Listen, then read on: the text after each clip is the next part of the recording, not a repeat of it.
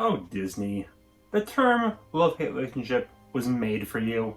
You've made films and shows that basically define who I am, but remind me that I am allowed to make stupid decisions and things will somehow work out in the end. Well, Disney tends to be very business savvy. I feel like the part of the company that's most free from their grip is their animated shows. While it took me some time to fully appreciate Cartoon Network, I always loved Disney shows, old and then new. And honestly, of the big three, they're the ones who's got things mostly on track. It helps that they've been making shows for almost 4 decades, which, yeah, this video isn't just about Disney Channel. If it's made by Disney Television Animation, it's allowed. I will limit this to only ones aired on TV though, so no Disney Plus originals, which means yes, I'm once again cooking Clone Wars. Also, no live action shows, just for consistency. I'll save that 3-hour discussion on my Sweet Life of Zack and Cody, the cinematic masterpiece, for later.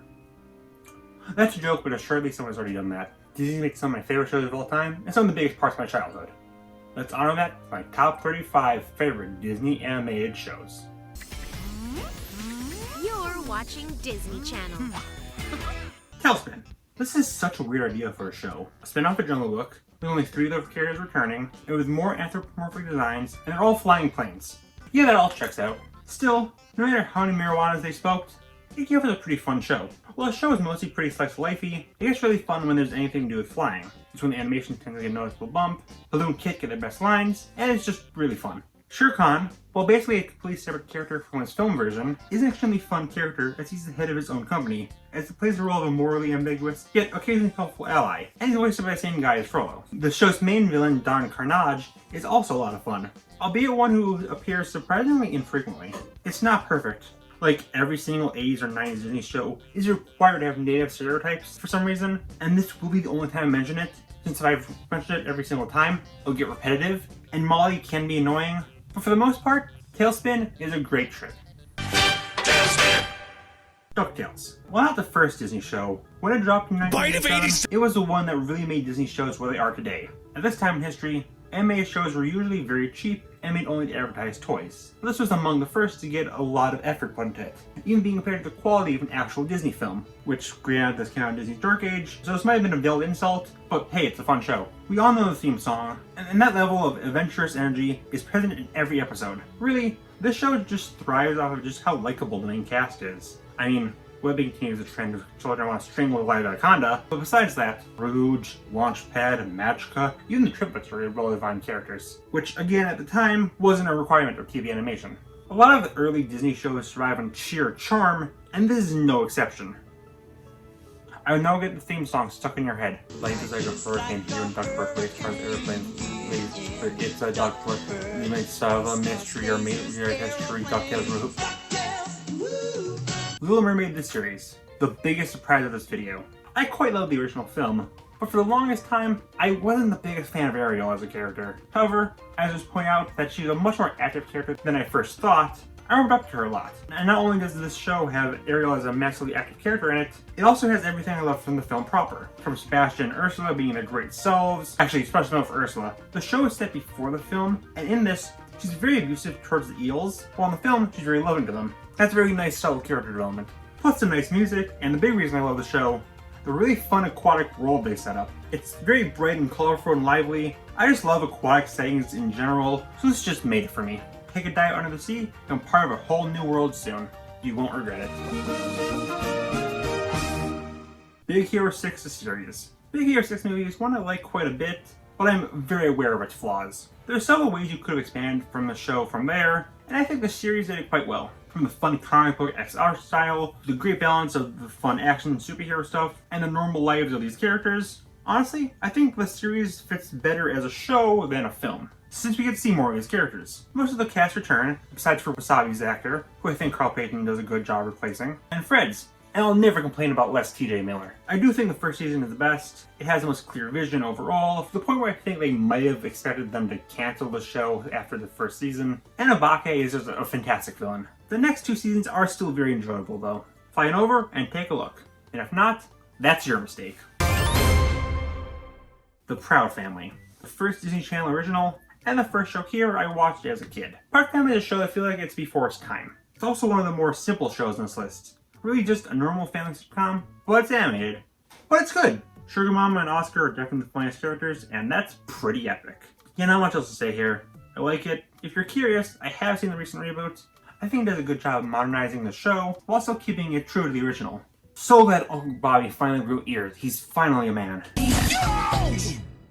Aladdin the series. I promise most of these aren't based off movies, that's just how the list ended up. Aladdin the series takes some time to really get great. Once it finds its footing, it never looks back. I think the writers were really trying to find what they wanted to do with these classic characters, and it took some time to really hit that point. But hey, it's great when they did.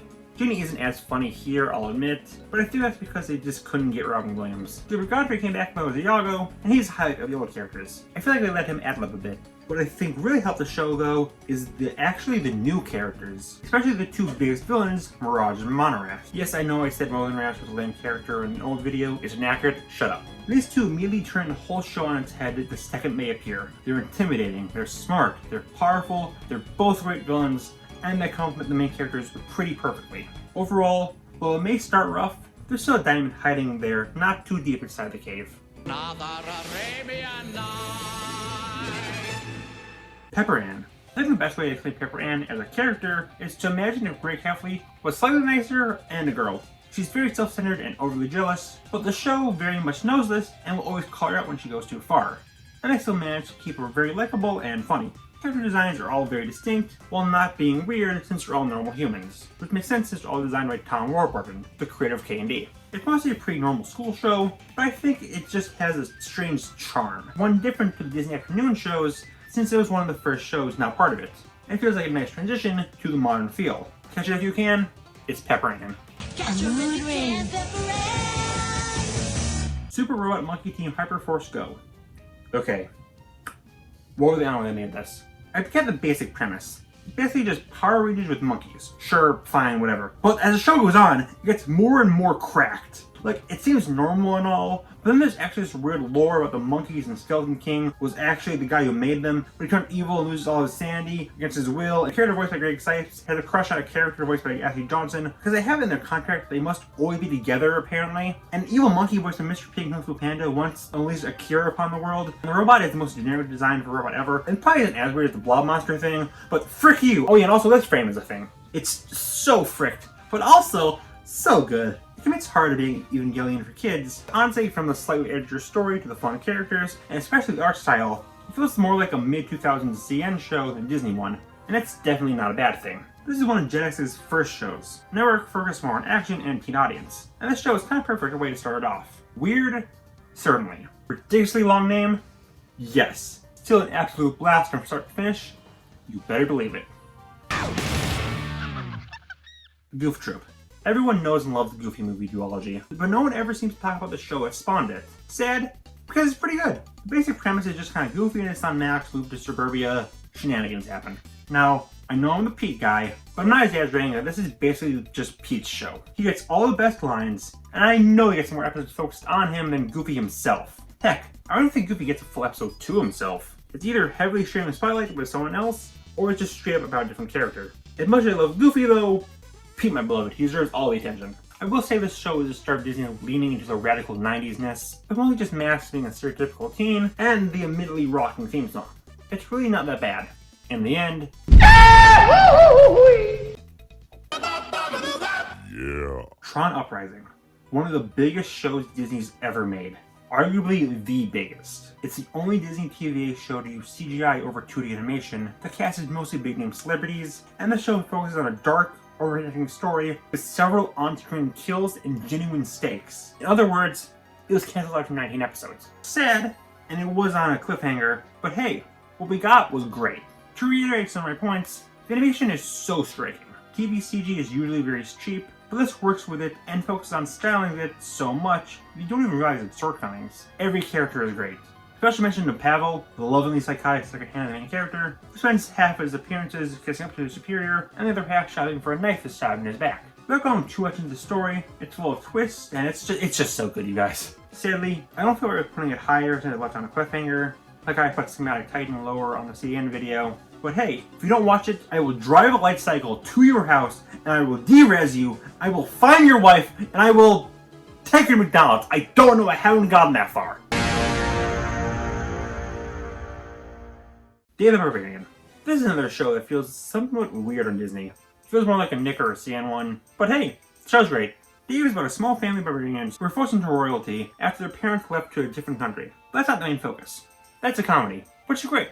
I hate talking about comedies because there's not a lot to say besides it's funny. So yeah, it's funny. You know, I remember reading that technically the show was never canceled. Disney just never officially said it was over or not. So who knows? One day you could pop over Disney and it'll be playing. Would be a genuine Majabbers moment. Majabbers! Motor City. If you saw my top 35 CN shows, which you should, you may remember a show called Megas XLR. Motor City is quite similar. Same creators, focus on car racing, the only time I ever heard anyone utter the word jalopy, and of course, being axed and buried it nearly immediately. Heck, this lasted even shorter than Megas. Still, this is another heavily stylized show with high-paced action and very striking visuals. The show is just right in the middle of being goofy and serious, and it's sad that it's so short. Still, if you want some high-octane action, drive right on over to Motor City. Fillmore. See? You're as solid as a Geodude using his hardened attack. Fillmore was a show doomed from the start. It's a parody of old crime shows, but in a school setting. A really fun, unique idea that the show takes full advantage of. But sadly, most kids watching won't understand the references to old crime shows, so it's very short-lived. Still, from what we've gotten, it's actually a very well thought out show. From the various crimes the suspects commit to the overall structure of the school's various departments, it's just a really fun time. I could say more, but that's filler. And I don't need to film more. That was forced. Rapunzel's Tangled Adventure. Originally called Tangled the Series, Rapunzel's Tangled Adventure is one of the first shows I watched with Big Watsu, and watching it so early really helped in the long run. At first I thought it was just good, but after thinking about it more and more, it's really, really good. Taking place after the film. The show is first about Rapunzel just kind of having fun with all her friends, and it's really just a fun slice of life show. Then Ancient Demon and Goat Hentai Monster appears, and two of the recurring characters, Cassandra and Marian, develop into major antagonists. While it seems like it's a very quick turnaround, I was invested the whole way through. The songs, which are pretty frequent, are almost all bangers. My two favorites definitely being Ready as I'll Ever Be and Crossing the Line. And those songs staying with me might be the reason the show itself stayed in my brain. Varian is the best character. He's currently the only male version of my favorite modern cartoon trope. Morally ambiguous, yet socially awkward genius. Wrap it all up in Rapunzel's hair, and you've got a recipe for a great show. Just watch the prequel movie beforehand, or you'll be like me for 5 episodes, absolutely confused to why Rapunzel's hair again, and who the frick this person is. Pen Zero Part-Time Hero. One of the most creative shows I've ever seen. Pen Zero is about a kid who roars into the minds of people across the multiverse and solves the problems of that realm. Throughout this, he's constantly hindered by a part-time villain and attacked by his two friends, one of whom is voiced by Pizza Steve Uncle Grandpa, so that's how you know it's good. But what propels this high is, again, the creativity. The words I go to vary wildly. From a world full of cereal mascots played by Living Milk, Top Gun with dragons, to a world where she whales at boats. Holy frick, Flapjack reference? Yeah, it's all wacky, varied, and so much fun. No matter who you are with the universe, work on in and find out more. Also, Cyan, I know you're watching this. Azura's voice actors voices 4 minor characters in this, so, that's based. Part-time hero! Zero! The Ghost and Molly McGee. The newest show on this list, Ghost and Molly is kind of what you'd expect. It starts out as a quirky comedy with a supernatural edge, but then gets a story, or at least it's hinted that the second season will be more serialized. Still, I really enjoyed the show. Molly's optimism is just infectious, and Scratch the voice by Dan Snyder, so he's immediately amazing. Also, I wasn't expecting this going in, but this is actually a musical show. Not as many bangers as Tangled, or the one show you know I'll get to later, but most are pretty great nonetheless. The animation really sticks out to me. It feels like a storybook I'd read as a kid. I really love it. While I'm not the biggest fan of what they did with the main villain in the final episode, as of now, but besides that, I'm really interested in what they're going to do. Die and become a ghost and watch it. Or something less grim. The Ghost and Molly McGee. Milo Murphy's Law. Maybe by some people as that show I'll talk about later, Milo Murphy is another show that benefited from living my brain hole for a while. The intro is such a banger, you guys. Helps that it's sung by Weird Al, who voices the main character. I mean, every recent cartoon is legally required to have Weird Al as a guest. Might as well just include him for every episode of one. Milo has the ability that everything around him is destined to go wrong, and that brings out a lot of fun scenarios. But throughout this all, he still keeps his optimistic outlook. Songs are as great as you'd expect from this crew and Weird Al. The big problem some people have with this show is halfway through, Doof gets added into the main cast, and people tend to complain that he gets too much attention. But like, He really doesn't. He may get like 1 or 2 scenes for himself, but it's still mostly focused on Milo in the game. Go and watch it, stuff. I'm not your mom. Yet. American Dragon Jake Long. This is a show I'm surprised isn't more popular. In a way, it was one of the original story-based shows and cartoons, though not as much as a certain other 2005 cartoon starring Dante Bosco. Still, this is still really fun. Jake can kind of be a little annoying at times. He's a very 2000s character, but mostly he's pretty cool. The wide variety of monsters they encounter are all cool, since they're all based on real creatures from myth. In Season 2, there's an art style change. Overall, I like it. It still looks nice and distinct and fluid, but I will admit, Scrawny Jake is the reason I drink, and Huntsman the Dark Dragon look far less intimidating. Still, I think Season 2 was a massive improvement. It focuses more on the story, gives more focus to a lot of the secondary cast, Huntsman gets more depth to the villain, and Rose's secret is out, so she's a more active character. Also, the theme song is one of the rawest I've ever heard. Star versus the Forces of Evil. Hear me out. Yes, I'm fully aware of the reputation this show has. In fact, let's get the elephant in the room right now. Now let's talk about Season 4. I'm gonna be honest, for the most part, I didn't mind Season 4. There's a few problems that carried on from Season 3, which I'll get to later, but honestly, I quite liked it. That is, until the final 4 episodes. Moon is suddenly evil now, I guess. Romulus and Omnitrix are jerks despite going through character development. They really think they can make a joke here to the main villain. The world's fused, and they never mention the massive amount of trickery this will cause. They kill Romulus and Omnitrix off, and it's supposed to be cathartic, but again, not only did they start their character development, but they were just working under Moon's orders. And Moon stops sides and gets no punishment despite causing everything. And of course, Star commits genocide. It's not treated as a joke, a character commits genocide, and can't even justify it as a last resort. Moon and Eclipsa literally bring up they could probably all take me in together, but they don't heckin' do anything. Those cute little puppies are dead, and it's all your fault, Star! Okay, but Jane question. Does the awful finale really ruin the rest of the show? Yeah, it sucks, but everyone can agree the first 2 seasons are great. Gumball's ending is kinda lame. We also love that. The animation is fluid, it's genuinely really funny, and I love all these characters, especially Coffee. He's the GOAT. Heck, even Season 3. Actually, I like that a lot too. I mean, it's not without flaws. Doing anything related to Star and Marco's romantic relationship is awful. Kyle and Marco should have been Endgame, I'm just saying. And also, not a single person realized that maybe making an allegorical story where the privileged race are basically just humans and the marginalized ones are literally called monsters isn't a good idea. But I think there's enough good writing and character moments to honestly justify watching Season 3 and 4. Just when you get to the final 4 episodes, turn it off and just imagine Coffee came in and killed everyone. Besides Bullfrog. He shall be spared. I do wish we could get past the whole Stark mid-genocide thing, because again, from the characters to the writing animation, there's a ton of love in the show. It might have gone a little too weird and wild, but I do generally still think that Star still shines bright. House of Mouse. This is like a dream come true for a young Stripe. A show where all the old Disney characters, well known and obscure, get intermixed and interact with each other. I remember watching unofficial uploads of this show all the time on YouTube. Honestly, this was one of the big 4 tentpoles of my childhood cartoon Mount Rushmore, before getting overthrown by a show we'll get to later. The show is split into 2 parts. The house segments, where we see all the characters in Disney interacting, usually focusing on one specific film character alongside the Mickey crew, trying to get the show working, and the mouse segments, showing an old short, usually from Mickey Mouse Works, but occasionally there's an older one. The house segments are clearly the more interesting ones. They're the ones that let us get Hades dressed up as Mickey, and they confirm that Trinidad has crushed on Maleficent. And they usually have my boy Pete, my beloved. But hey, the shorts are still fun. You'll sadly never get anything like this ever again. So cherish it, my friends. Still, a crossover between Darth Vader and Chicken Little, something that Disney could and should do. At the House of Mouse. Big City Greetings. If I asked you what Disney's biggest recent show is, you'd probably say Owl House Amphibia. But no, it's this. It's a 4th channel original to get 4 seasons. It's going to be the first show since Phineas and Ferb to get a movie, and it's got like 30 shorts based on it. Yet despite all that, I have literally never heard anyone talk about it. Which is sad, since it's quite fun. It has a nice vibe around it, and it can also just be really funny. I feel like no matter who you are, you can find at least one character you really like. My favorite is Gloria, because she's from the business called Big Mood. Also, for Disney's big hit show, you might think they're just resting their laurels, but no. They pretty consistently keep changing things up, from introducing the kid's mom, to having the main villain take over their house, to even moving them back to their old farm. I appreciate them for constantly mixing things up. I also appreciate this renderer Cricket.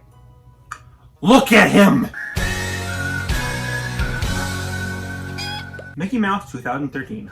I've always loved old Mickey Mouse shorts, though I think most people can agree, humor isn't their focus. It's more so the visuals. The modern shorts really improve on that end. They let Mickey go so much more insane, to the point where I'm sometimes surprised they actually allowed this at points. These shorts are all done by Paul Rudish, who worked on Powerpuff Girls and Dexter's Lab, so you know there's some massive talent behind it. All these shorts are so great, from playing a football match against Chernobog, to various shorts taking place in different countries, where the characters actually speak their native language, to the one short that ends with Goofy boring Mickey and Minnie, and heavily implying that they're freaking excited at him as he enjoys it.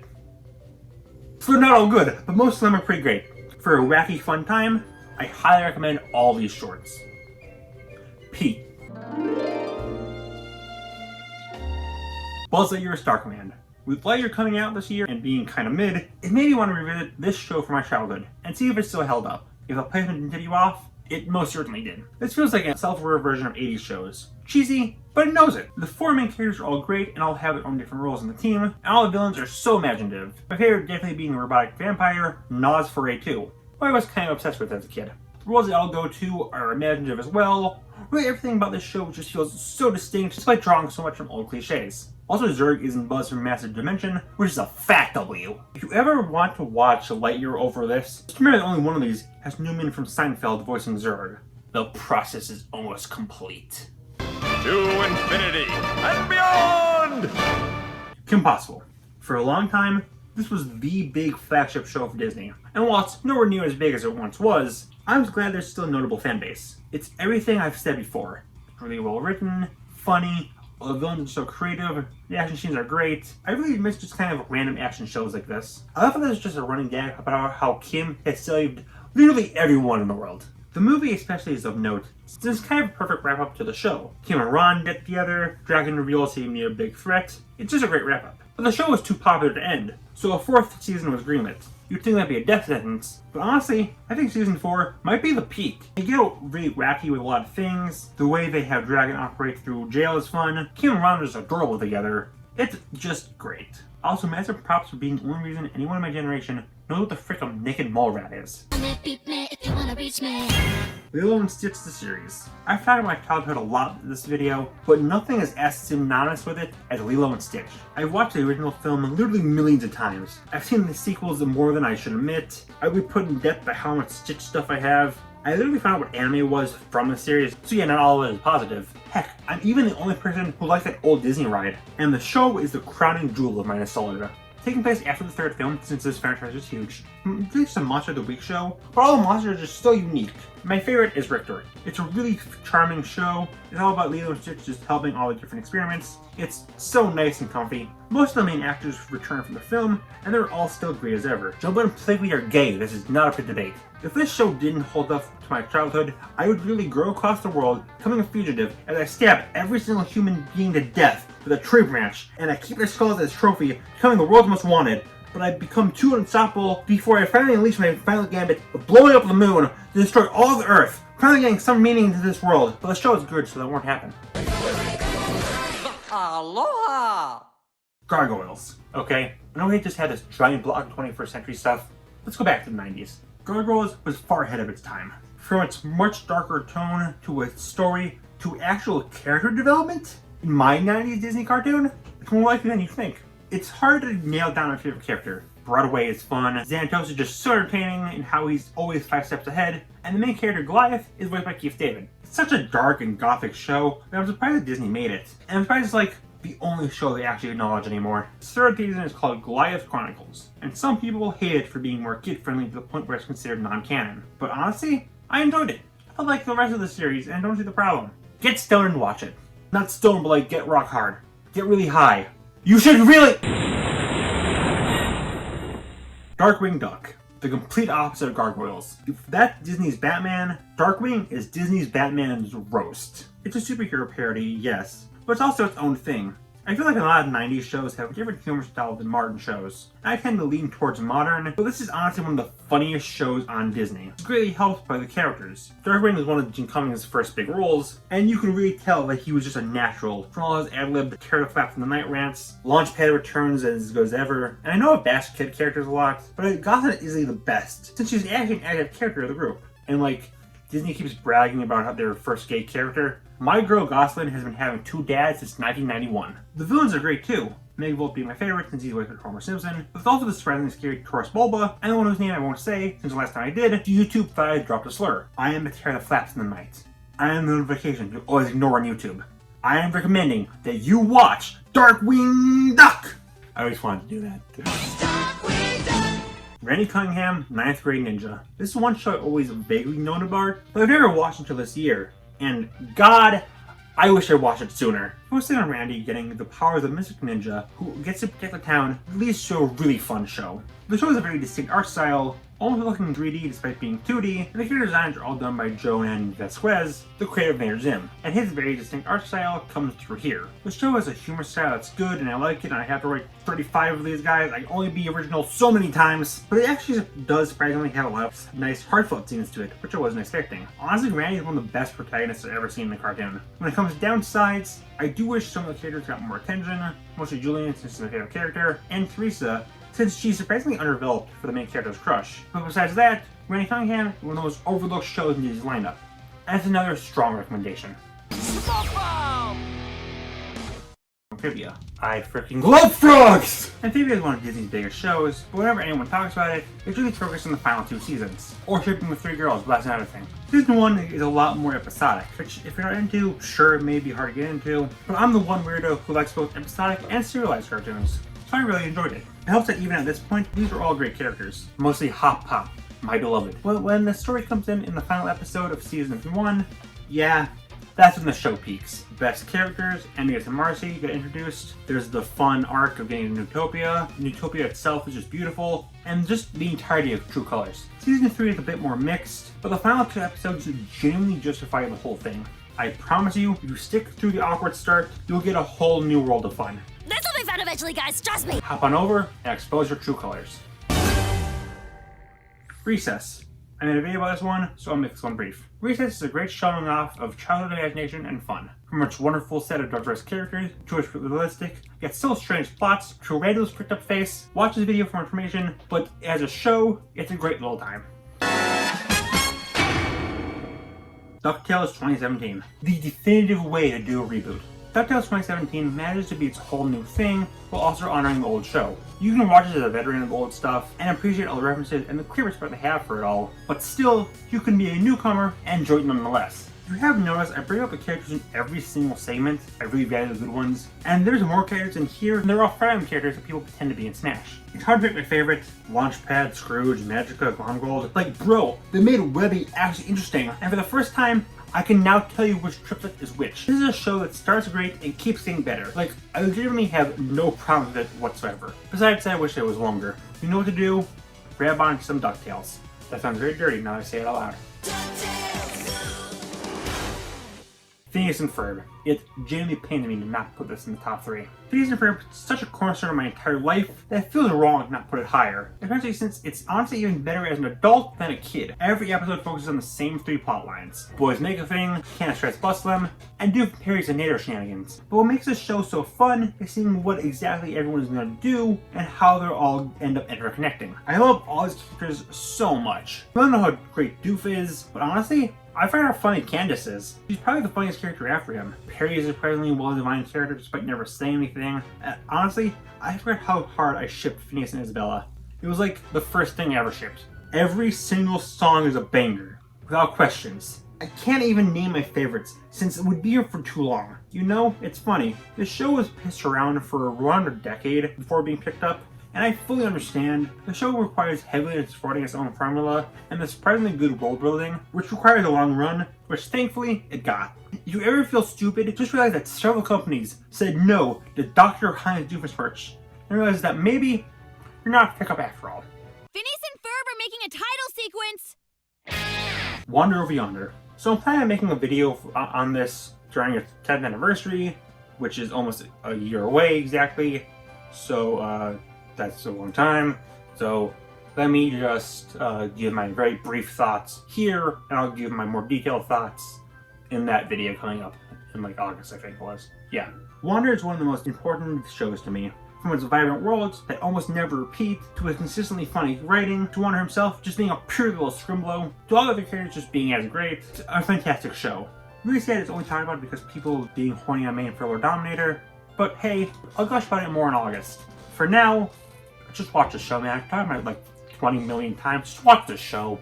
So by now, you definitely know what the top 2 are, but probably not the order. So I'm gonna just honorable mentions now. This was listed from number 36 to number 47.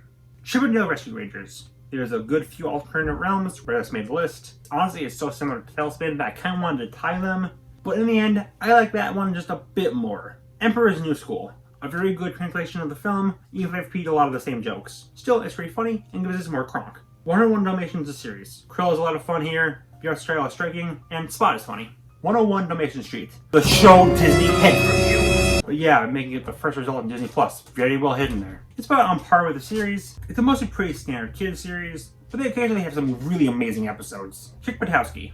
Now let's just say it's fun, just not enough to make a list. The 7D. Basically the same. Timon and Pumbaa. Rule 3. Hercules the series. Hard carried by Hades, Pain, and Panic. When they aren't on screen, it's fine, but all the best moments come from them. Billy Dilly, Super Duper, Subterranean Summer. No idea why I watched this. It's a short-lived show in Disney's arsenal, only lasting for 2 whole weeks. But hey, it's got some funny moments and clever ideas, so sure. Hansel and Gretel. It's worth keeping an eye on this, as there are currently only 10 episodes. For now, it's got potential, but it's too soon to add it. Fishhooks. Hard carried by nostalgia. Their style did not age well, but I don't know, I always like it. Finally, Lloyd in Space. Has some fun ideas, and I like Kurt a lot, but I kind of want to feed Lloyd himself through a wood chipper. If Pepper Ann is a slightly nicer Great Halfly, Lloyd is a great if he wasn't even enjoyable to hate. Don't ask why a great character is based on how similar they are to Great Halfly. Here's the top 2. So this is the closest I've ever had for ranking. I could honestly see this show making top 1 in, I don't know, some time. But for a lot of reasons, most kind of stupid, number 2 is The Owl House. One of the few shows I've been watching for almost its entire run, and the one where I keep getting better as it goes. Season 1 is fun. They're definitely finding their footing. Some parts feel kind of like a cycle script for a different show, but it's definitely got some good building blocks, like all the characters. Luz, King, Amity, Ida, Lilith, Hootie, all of them. Then the finale really kicks things into high gear with the introduction of Bellows, some great imagery, and the hint that there might be some great things in the future. And by God, there was. Everything was ramped up. The action, focus on the story, the gay, the overall feeling. Baby King. It honestly feels like a completely different show. And that's a good thing. Everything was ramped to 11. I mean, it's got Hunter, so of course it's a huge improvement. Now, while I feel like Season 2 was an absolute banger, there were some who had hang-ups with its finale. With that said, I've seen people were back up to it with Season 2 premiere, both of which I plan to go into more in my big year-end video. But honestly, I don't mind the finale, and the premiere is amazing. There was the big hang-up of Disney pulling the plug too soon, but even then, I love the show. Wish there was more of it, but with what we have, I can already tell it'll be one of my favorites. Disney, if you don't make a King plush, I will literally become a genocidal slime creature bent on world conquest.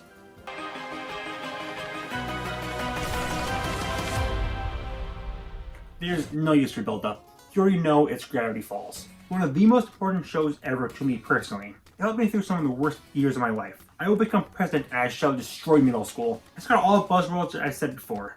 Great characters, great animations, it's funny, it's dramatic, it's got a full package. But again, going back to my previous point, it means so much to me. I followed its whole run, which is kind of the best way ever to experience it. I was there with the rest of the community, trying to solve the mysteries that had dropped. From all the fake leaks to the misdirections, and Bill.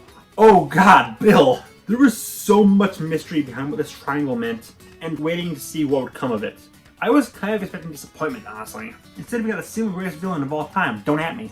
And not only that, I helped me learn what cryptograms are, and solving them became a massive obsession for like a year. Also, to get more serious, this is one of the big things that helped me survive through middle school. If you're a returning viewer, you know how much I hated my time there. But Gravity Falls was always something I could focus on to get through the pain. I have trouble thinking of my favorite cartoon. Sometimes I'd say it's Hilda, sometimes I'd even say Owl House, and sometimes I'd say this. Right now, I have no idea. Probably in the future I'll do my top 35 favorite cartoons, but honestly, Gravity Falls is undeniably the show that means the most to me. But while that is all enough to justify putting this at the top spot, that's not the main reason. The main reason this is over Owl House is because, again, you're gonna hate me for this, because it's done. Listen, we've been burned before by finales. I don't want to count my chickens before they hatch, and declare my favorite show to be Owl House, and have the final episode be Luz having a flossing battle with Belos, before she kills all the magic creatures and merges Earth with the Boiling Isles. Gravity Falls, my personal opinion, has one of the best finales of all time. And that, along with everything I just stated, is enough to put it as my favorite Disney animated show. I specify animated because the best is Dog in the Blog, baby! That's right! So, why did I decide to waste like 40 minutes of your time talking about children's shows? Why do that?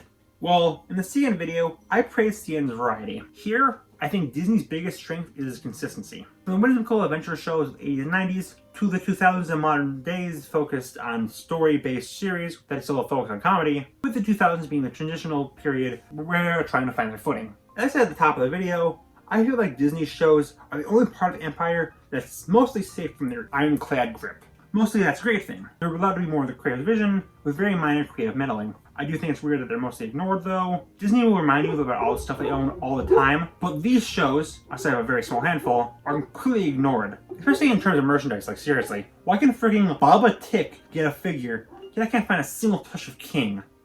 Or Wander? Or Bill Cipher? Or Sprig? Or Scratch? But hey, if that's a sacrifice we have to get all these great shows, I can live with it. And hopefully, they'll continue to give us more quality in the future. Thanks for watching. The next top 35 will be the highly requested anime video, which will come out probably early 2023. My throat is dead. I'm gonna drink so much water, I will legally constitute as a lake, and peace. Should we tell them? Nah, let them have their fun.